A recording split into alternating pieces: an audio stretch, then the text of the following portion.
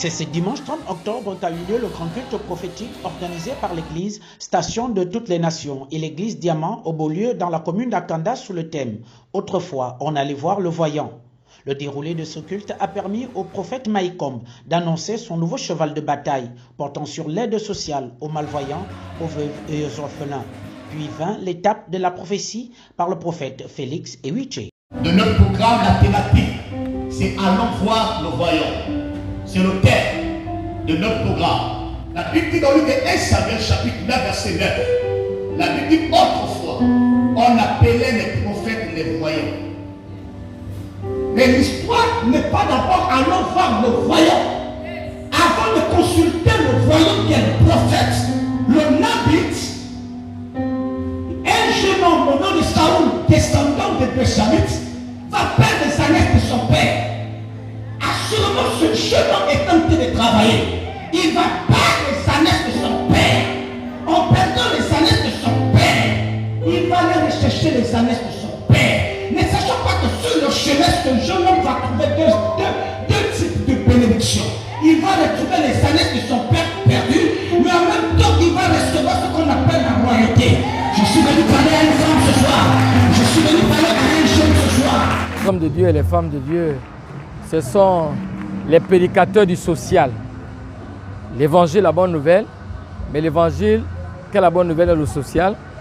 Parce que Jésus nous a montré, Jésus était l'homme, était et est l'homme le plus socialiste du monde. Je répète, Jésus est l'homme, était et est et sera toujours l'homme le plus socialiste du monde. Dans quel cadre? De donner à manger, de répondre à certaines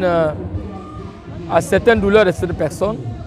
Et c'est pour cela que nous sommes rentrés dans un challenge qui va être un challenge national, celui d'être plus proche des populations.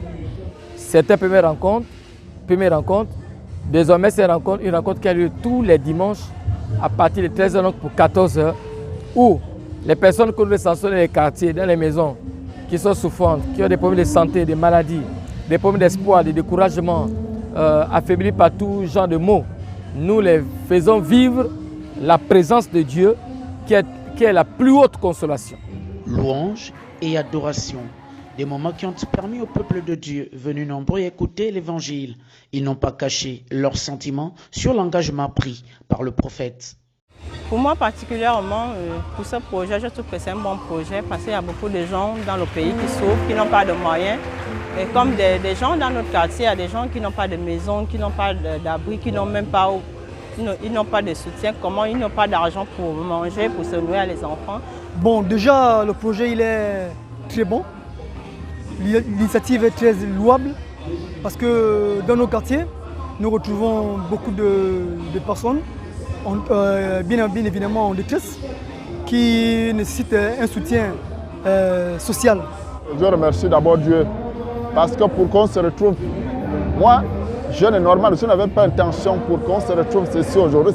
C'est Dieu qui a fait tout, dans sorte qu'on se retrouve ici. Donc, c'est un bon projet. Évangéliser en faisant du social, tel est le nouveau challenge que se donne le leader de l'église Station de toutes les Nations, le prophète Mikombo Maïkom.